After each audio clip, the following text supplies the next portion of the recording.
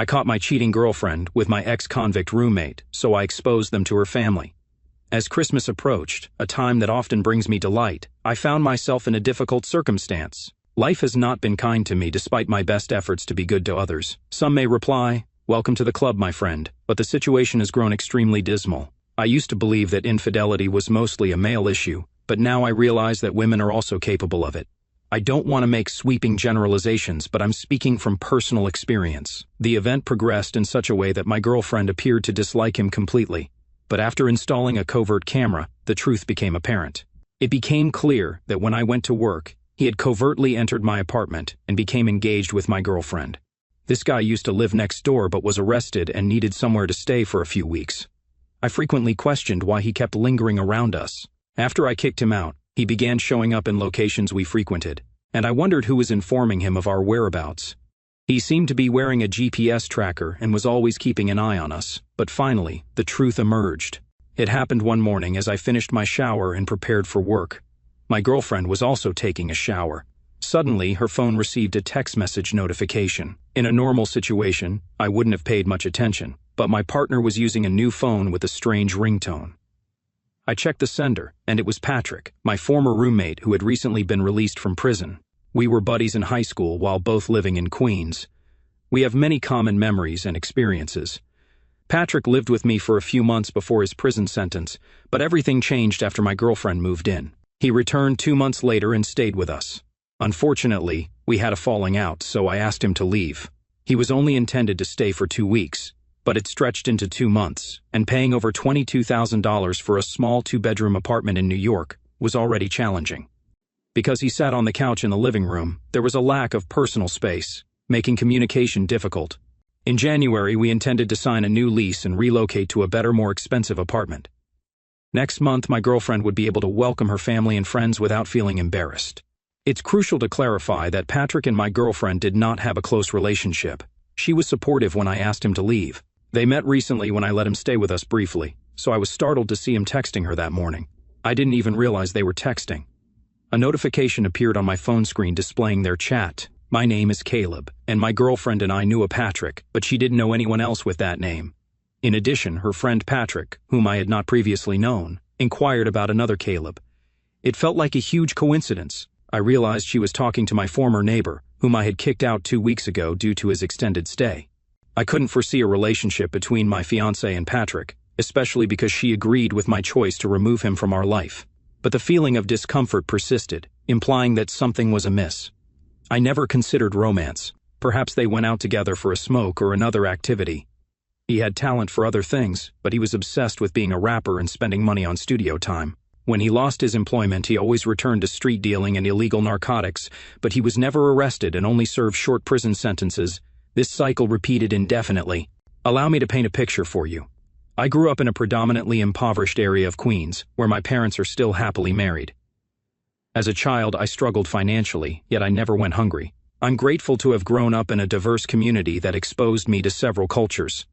The majority of my friends during my formative years were of African heritage. I didn't imagine I'd have a relationship with someone of a different race because all of my past partners were African American, but fate had different intentions.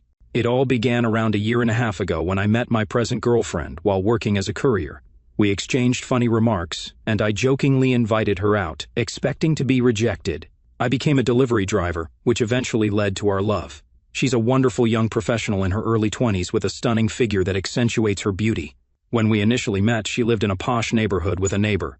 I'm a simple person who doesn't require much in life, just enough money to pay the rent and a devoted girlfriend who won't cheat on me while I work hard. At first, I felt I had found it all in my present girlfriend, and I treasured our time together. After 7 months of dating, I completely trusted her. We felt like we could create a steady future together, which meant no more pricey dates, pubs, and clubs. At the time, I had a roommate named Patrick, but the lease was exclusively in my name. Patrick was unable to sign the lease due to his poor credit and lack of rental history. My lease expired after 8 months, and my girlfriend's agreement was related to her neighbors. We both agreed that when her lease expired in 4 months, we would look for new and better housing. It was our next move as a pair. She wanted to reside in the East Village or Lower East Side, which is comparable to where she currently lives.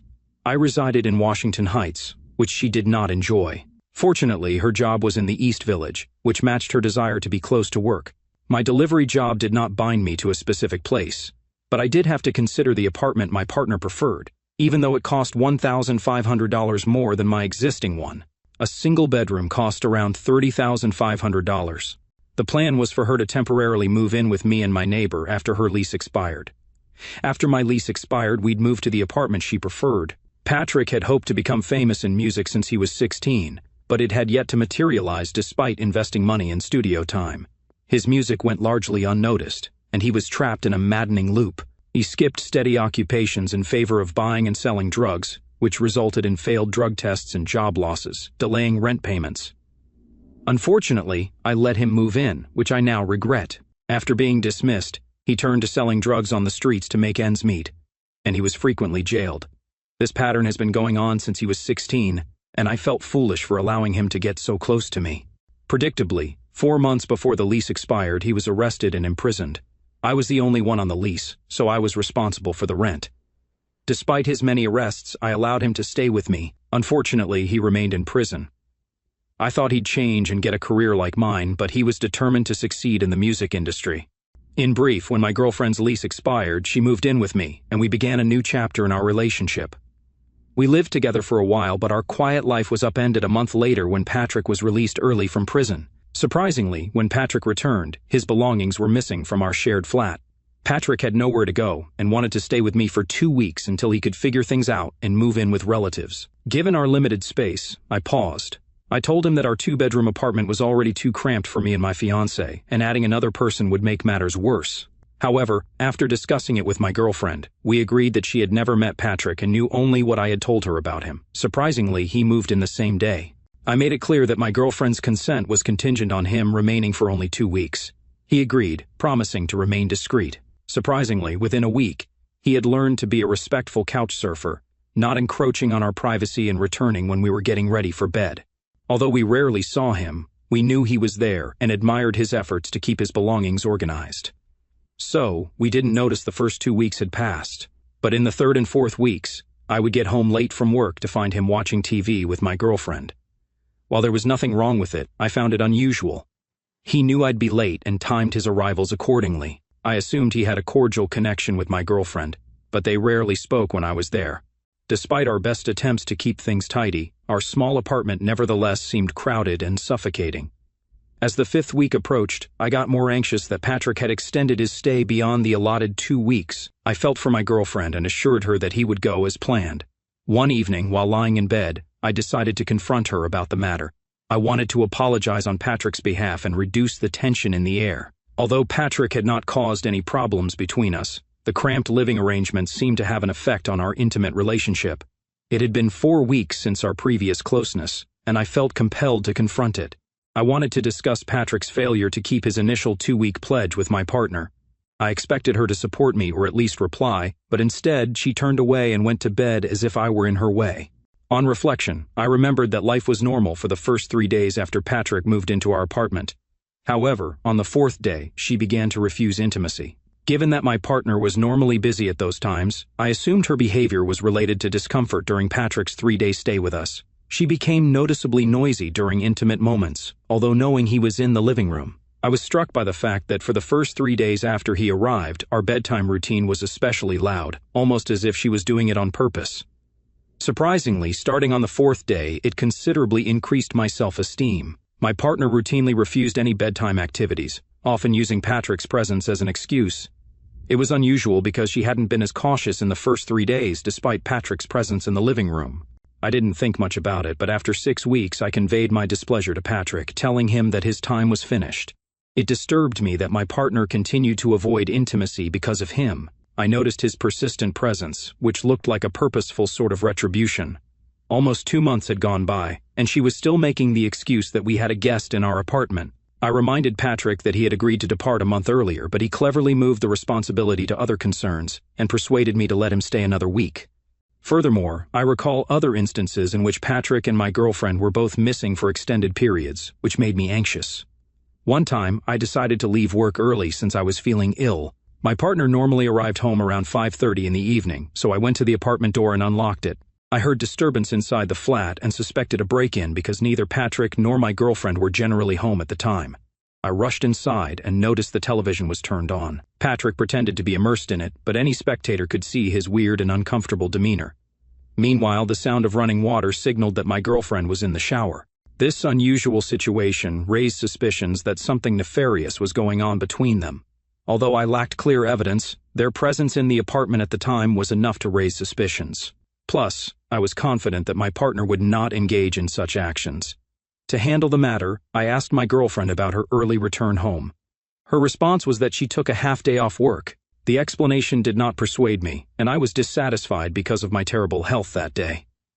I didn't investigate the subject as deeply as I should have, but I couldn't shake the idea that there was a link between them. The following day, my girlfriend abruptly brought up my talk with Patrick about him moving out. To my astonishment, she acted as a middleman for him, asking that we extend the deadline by a week or more and not put him under pressure. Given that we were leaving the apartment in January, I thought it was weird that he utilized her as an intermediary to extend his stay with us. He had previously pledged only 2 weeks, and I expected him to fulfill his word. I had already spent a significant amount of time away from my typical surroundings and bed life, and now she was suddenly on his side. This incident severely disturbed me, and our disagreement over it did not continue long. Thankfully, she eventually admitted I was correct. At times, it felt like I was on my own in my attitude, and I was concerned that if we let him, he would become a chronic freeloader, continually sleeping on the couch to evade his rent duties. Sometimes, I wished he was back in prison. He had a knack for finding trouble quickly, and he had a habit of putting himself in it.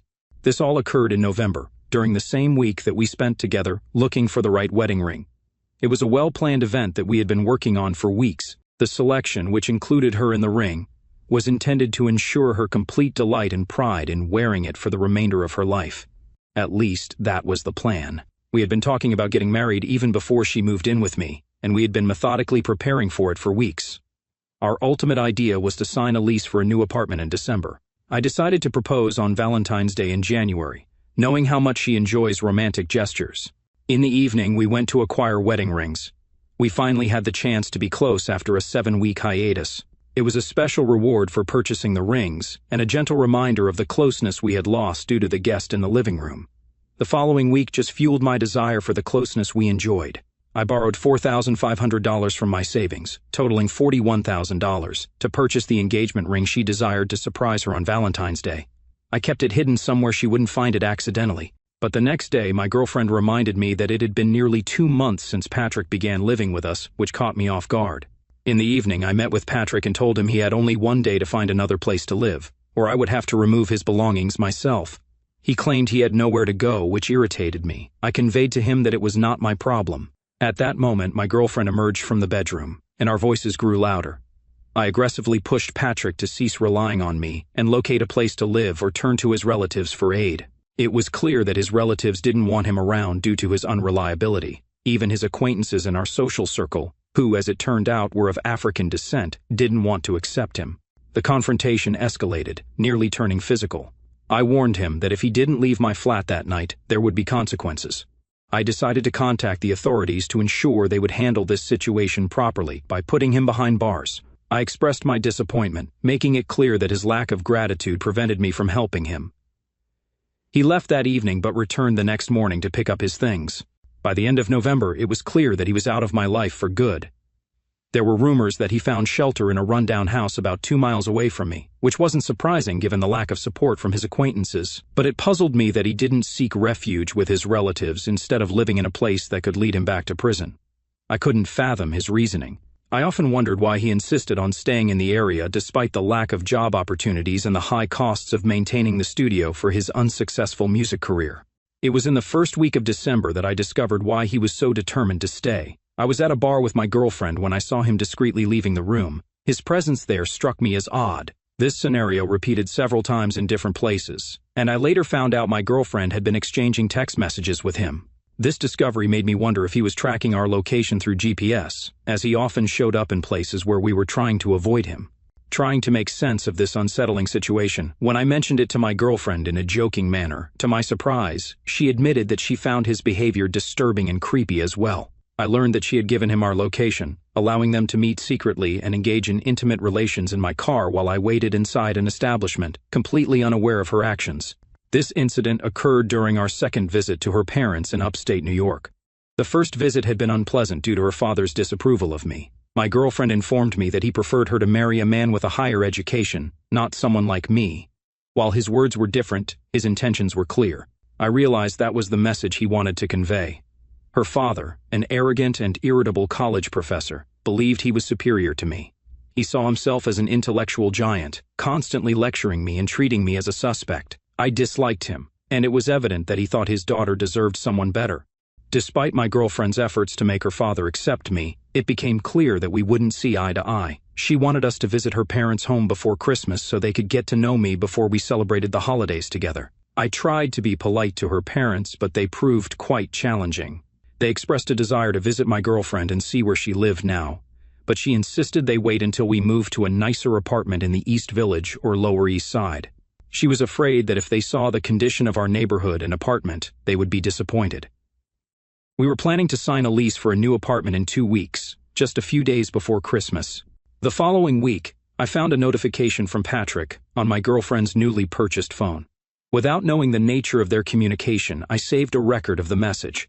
My main feeling was confusion rather than suspicion, as I'd never seen my girlfriend as someone who would betray my trust. As she finished her shower, I wanted to capture the text message as proof. While driving to work, my thoughts were preoccupied with the dynamics of the relationship between my girlfriend and Patrick. I had many questions about his messages, particularly the ones about my work schedule, which raised suspicions about a possible connection between them. I recalled how she used to be vocally expressive during our intimate moments while Patrick lived in my apartment. I couldn't help but think about how she chose her outfits when Patrick was around. The lack of intimacy, which she attributed to Patrick's presence, also weighed on my mind. I remembered numerous instances when I unexpectedly returned home to find both of them in the house. I thought about his sudden appearances in various places and her unexplained disappearances for short periods. Gradually, everything began to make sense, and my suspicions of their affair intensified even before my work shift ended. Throughout the day, I wrestled with emotions of worthlessness, anger, and confusion. I desperately hoped that my conclusions were wrong, as my life revolved around this woman. Without her, I might have moved to Florida by now. A friend in Florida had made me a tempting offer 3 months ago, offering $500 a day after taxes for transporting cars in a certain region of the United States. However, as my relationship with my girlfriend deepened, I understood her reluctance to leave New York and her family. I made the resolute decision to stay in my apartment. On the same day, I received a text notification. I decided to verify my suspicions. To do that, I chose to buy a pair of high-quality hidden video cameras with excellent resolution. The plan was to discreetly install them in my bedroom and living room, to remotely monitor the situation through Wi-Fi and receive real-time updates on my phone. Capitalizing on the evening while she slept soundly, I expertly placed the cameras in their designated spots with great care. I connected them to the Wi-Fi network, ensuring uninterrupted communication with my mobile device. Before heading to work the next morning, I carefully checked the cameras, ensuring they remained hidden and operated optimally. I strategically concealed the cameras in various spots and then left with my phone, ensuring it was synchronized. Typically, my girlfriend and I had different work schedules. She left for work at 7 o'clock in the morning, and I left at 5 o'clock, so I expected several days would pass before the cameras recorded any significant events. However, I was shocked by the reality. Just half an hour after I left the apartment, the camera's motion sensor went off like crazy. At that moment, I was leaving the subway. I stood in the middle of the station, trying to comprehend the shocking scene unfolding on my phone. Initially, I thought it was my girlfriend who had triggered the motion sensor, but when I looked at my phone, I saw Patrick's presence on the screen. To my bewilderment, he was already in my apartment, passionately kissing my girlfriend in the bustling living room. Commuters hurried by, paying no attention to the heartbreaking scene I was witnessing, and I stood there in complete bewilderment. How could this happen? Then it dawned on me that Patrick must have been hiding nearby, patiently waiting for me to leave for work. My girlfriend was standing there, completely naked, draped only in a white towel over her head. I was at a loss, unable to comprehend the betrayal unfolding before my eyes. As I weaved through the crowd, my legs grew weaker, and eventually, I had to find a seat at the nearest station. To my amazement, they began engaging in intimate acts right on the couch in my living room. I was both surprised and captivated by their ease and comfort. It was evident that this affair had been ongoing for a long time, all unbeknownst to me. The realization that I was running late for work suddenly hit me, yet I felt a strange indifference. It seemed that at that moment, my life had lost all meaning. Everything I once treasured was shattered, and I felt utterly defeated. The rage inside me reached a boiling point, and I was overwhelmed by an irresistible desire to seek revenge against these two individuals. While watching the camera recording, my supervisor suddenly called, causing the recording to pause. I was annoyed by his interruption, but he questioned my lateness and warned of potential consequences if I didn't arrive within 30 minutes. This skepticism and anger led me to impulsively quit my job, abruptly ending the conversation. When my supervisor attempted to contact me again, I intentionally ignored his call until the subway neared its destination. By then, I realized they had already finished their actions, and I thought with regret about the time it would take me to get back home. I couldn't believe their audacity. As the subway train continued its journey, I couldn't shake the feelings of betrayal and regret washing over me. My girlfriend, whom I trusted and loved, had deceived me in the most terrible way. The thought that she had gone to work as usual that morning filled me with a bitter mix of anger and disappointment. It was a stark reminder of my own ignorance, failing to see the truth that was unfolding right before my eyes. Minutes passed, and the adrenaline that had fueled my impulsive job resignation gradually dissipated. It was replaced by a wave of regret and self-doubt. I couldn't help but chastise myself for making such a hasty decision. I suddenly realized how important my job was to me. Deep down, I understood that it would be futile to seek my old position back. The damage had been done, and it seemed too late to salvage what I had lost. The weight of my mistake pressed heavily on me during that solitary subway ride. Before this incident, I had always viewed my girlfriend as loyal and devoted. The idea that she might betray me had never crossed my mind. Now I had to confront the painful truth that she had been having an affair with a man I considered my friend. Disbelief and heartache intertwined, making that subway ride the saddest of my life. I had always shown kindness to these people, repeatedly offering my assistance even when his family had rejected him. I had shown understanding, but in return, my girlfriend and friend treated me cruelly. How could I trust a woman who had an affair with my friend? The idea of proposing to her on Valentine's Day seemed unthinkable. Early in the morning, around 8 o'clock, I removed my work clothes and collapsed on the bed, crying like a helpless child. It felt as though all my achievements had been wiped away, and I was essentially starting from scratch. I found myself in a tough spot. I had lost my job and my girlfriend, and now I was uncertain about what to do when the lease on my apartment expired. Moving in with my ex-girlfriend wasn't an option due to our breakup, and without a higher-paying job, I wouldn't be able to afford my apartment in 2 months. Finding another job was challenging, especially with so many candidates vying for the same positions. I had already informed my landlord about my intention to move out, and now I was in a state of limbo. Although I briefly considered reaching out to my former employer in the hopes of being rehired, I was pretty sure I had already been fired. Even if I were to apologize, it seemed unlikely that it would salvage the situation with the abundance of candidates interested in the job. Thankfully, Florida offered a glimmer of hope in the midst of my despair. I decided to change my circumstances and turn to a friend who, along with his wife, ran a car transportation company in Florida.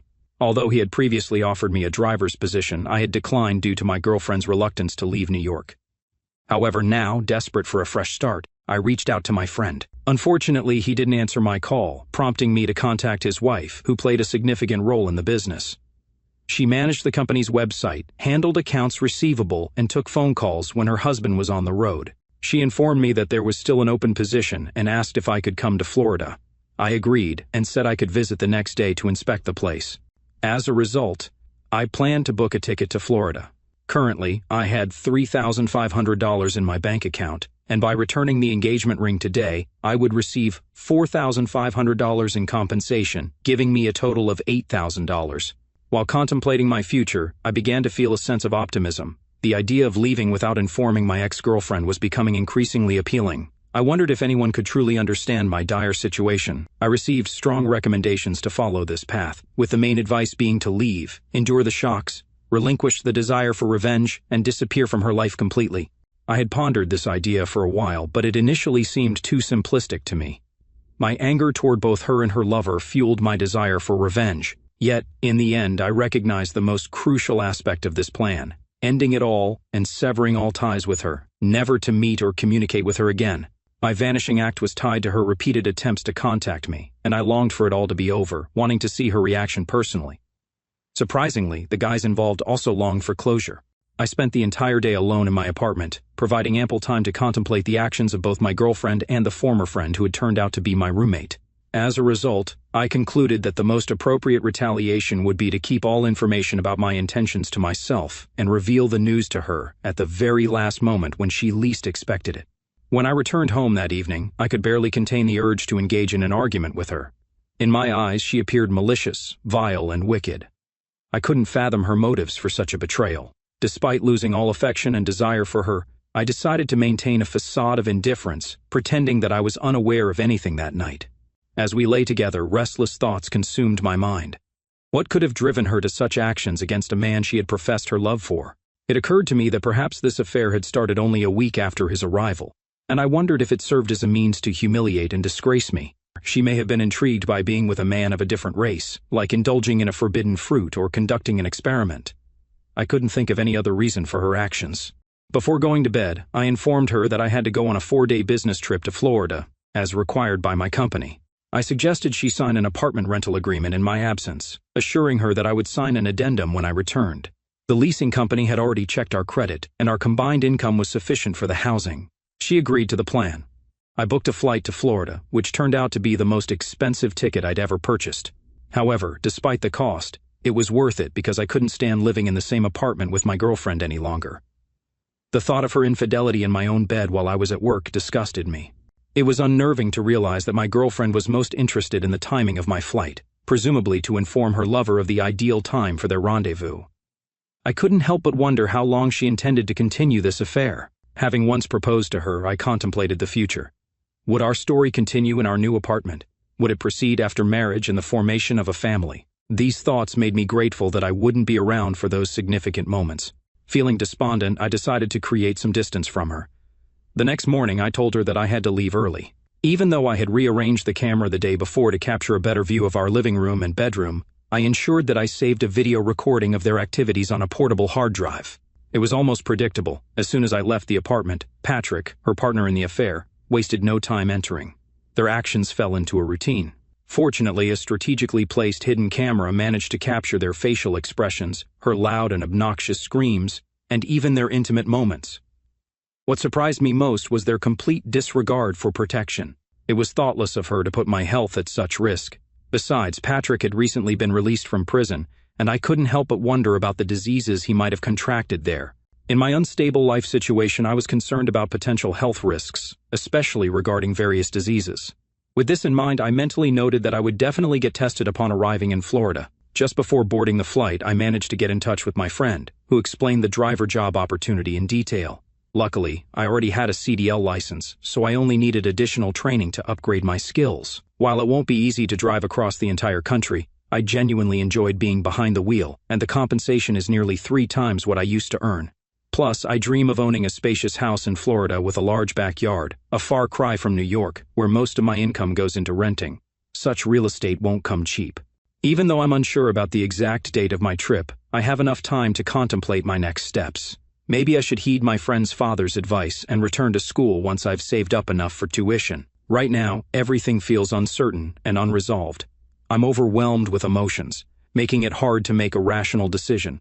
I have video recordings of those 2 days when something unexpected occurred, and I've saved these recordings on my portable hard drive. The hidden camera I used activates when there's movement, meaning it only records when there's motion detected. The camera's memory was sufficient to keep recording until I returned from my 4-day trip to Florida.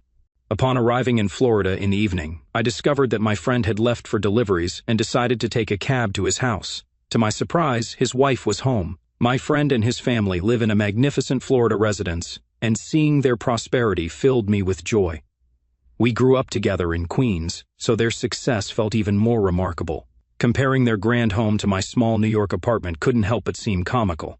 Nevertheless, I felt optimistic about embarking on this new chapter of my life in this place. During our conversation, my friend expressed strong disapproval of Patrick, whom he had warned me to stay away from many years ago. Unfortunately, I didn't heed his advice. Ironically, I now find myself grateful to Patrick for revealing my girlfriend's true nature. If it hadn't been for him, someone else might have uncovered her deception. Who's to say it could have been another person of African descent? During my visit to my friend's house in Florida, I decided to review the recordings from my camera in the evening. To my complete shock, I saw Patrick in my home, eating my food, occupying my bed, and engaging in intimate activities with my girlfriend on the same bed.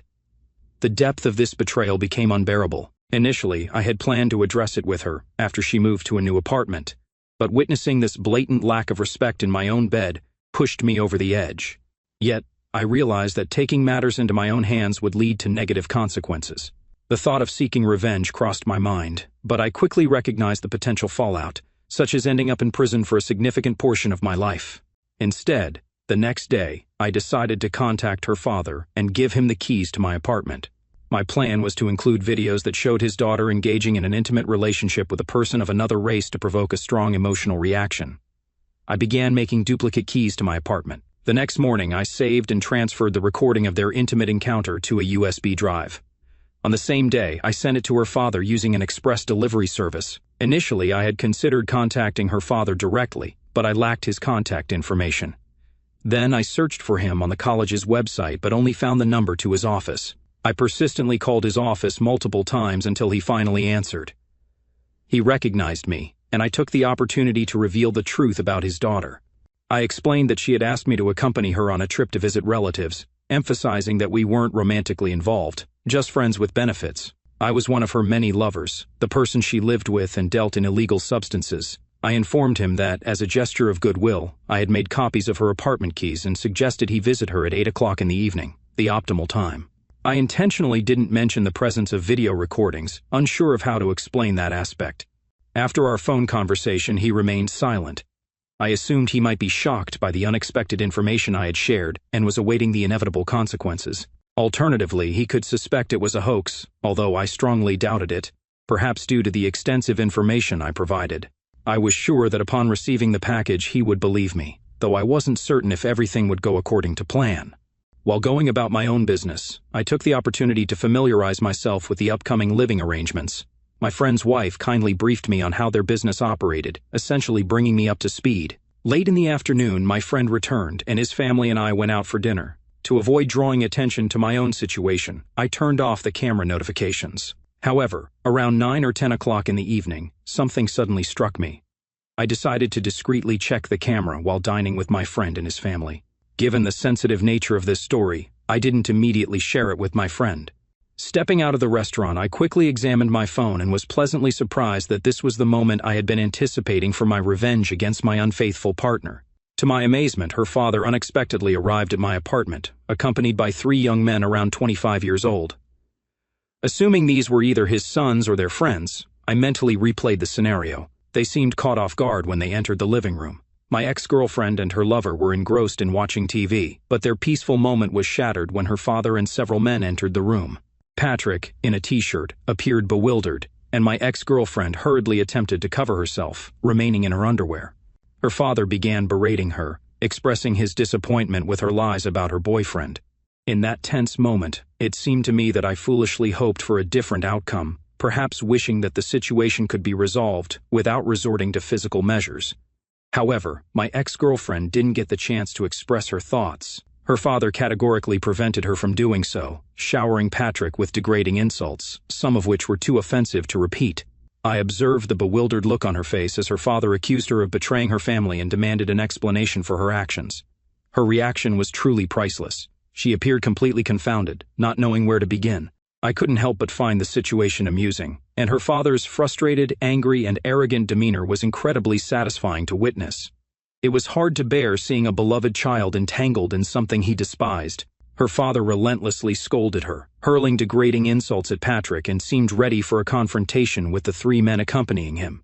It was clear he anticipated Patrick's involvement. It's no wonder he came prepared for any outcome. However, at the first opportunity, Patrick hastily retreated, leaving my ex-girlfriend alone. Her father continued his verbal onslaught, nearly disowning her but not severing family ties. The most remarkable part is that I recorded the entire incident on video.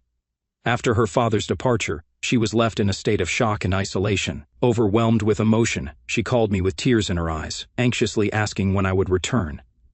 Little did she know that I had orchestrated this entire scenario, forever rupturing the bond between father and daughter. Their relationship would never be the same, and she had only herself to blame for these irreversible changes.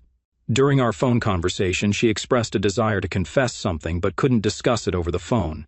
I advised her to wait until my return home for a face-to-face conversation. I tried to console her, urging her to stop crying and assuring her that I would be back in 2 days, ready to listen to her problems.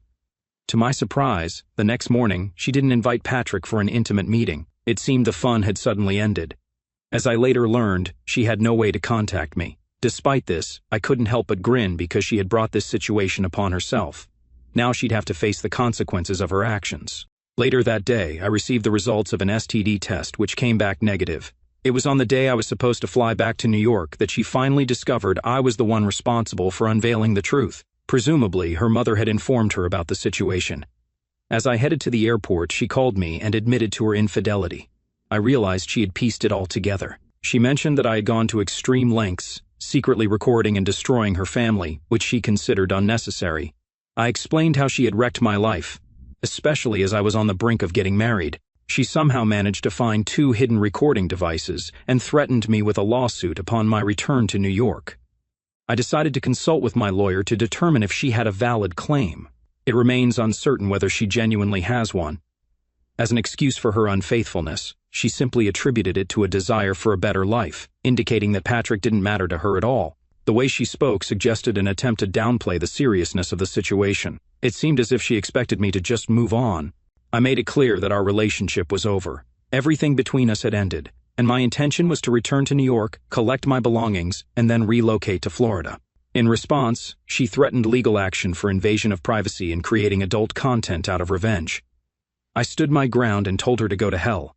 The only regret I have is that I didn't give her a chance to explain herself. I'm curious to know how her relationship with Patrick began.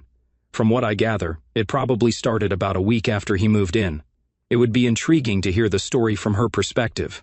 I now reside in Florida, where I work in car transportation across the southern regions of the country, occasionally making stops in the north. The latest news about my ex-girlfriend reveals that she has finally found a new roommate. Her relationship with her father has completely disintegrated since he wants nothing to do with her. As for Patrick, his whereabouts are unknown. To be honest, I don't know, nor am I interested in, his fate. What matters most is that I've learned that things turned out terribly for my ex-girlfriend after my revenge and the strained relationship with her family. She suffered from severe stress and developed psoriasis. Her body and face were covered in painful rashes, causing not only discomfort but also a loss of self-esteem.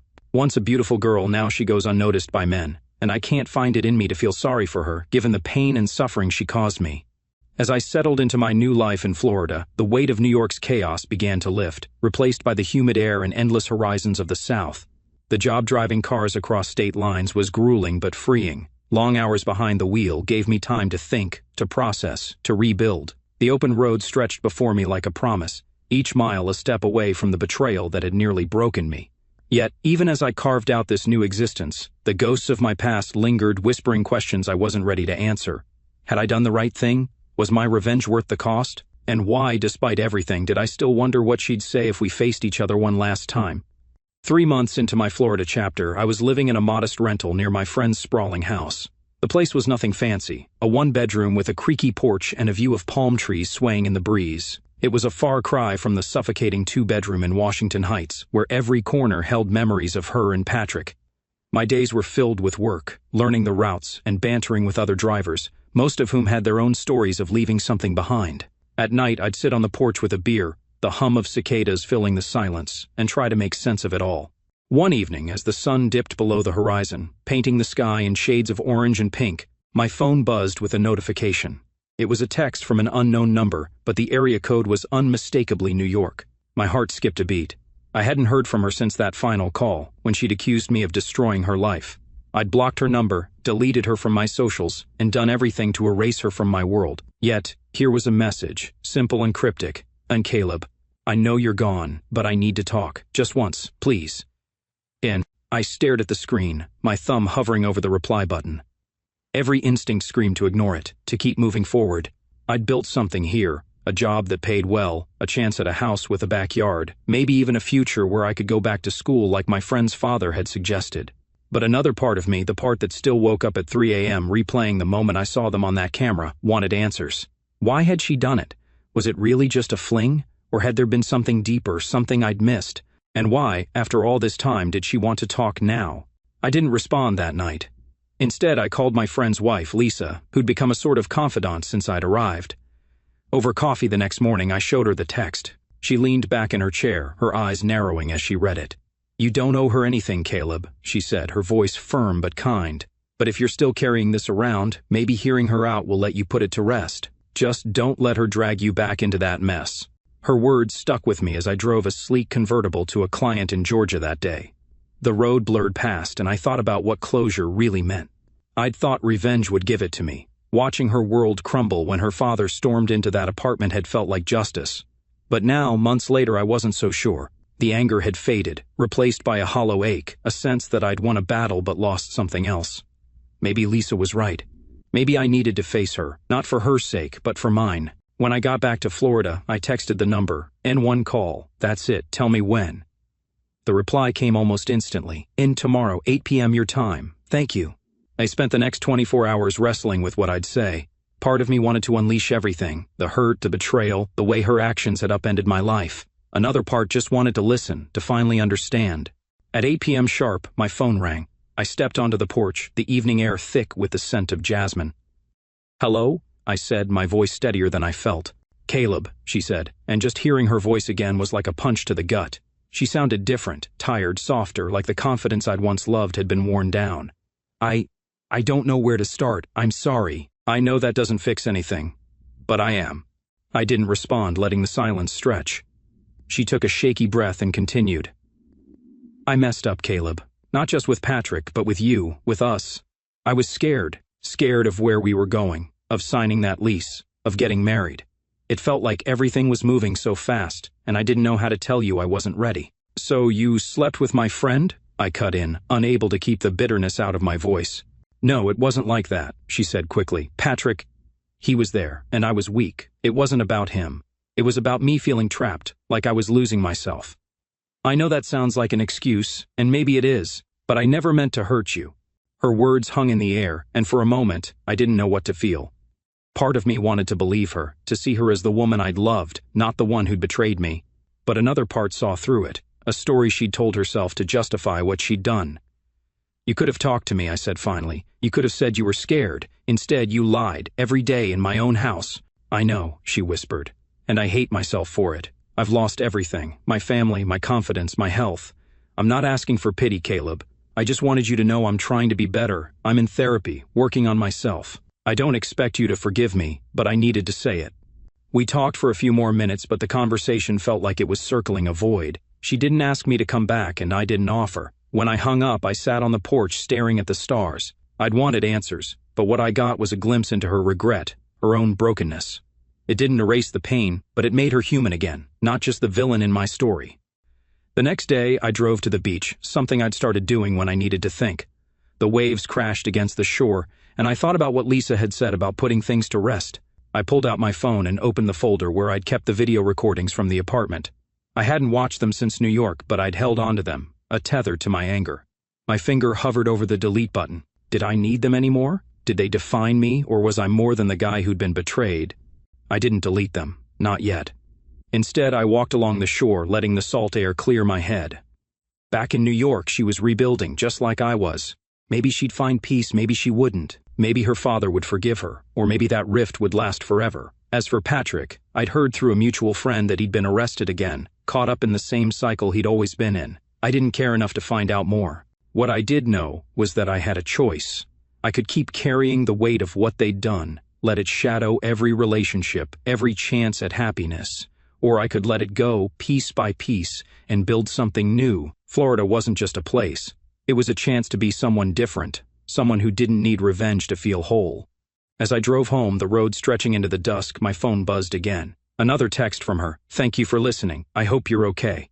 I didn't reply. I didn't need to. The ocean was behind me, the stars were above, and for the first time in months, I felt like I could breathe.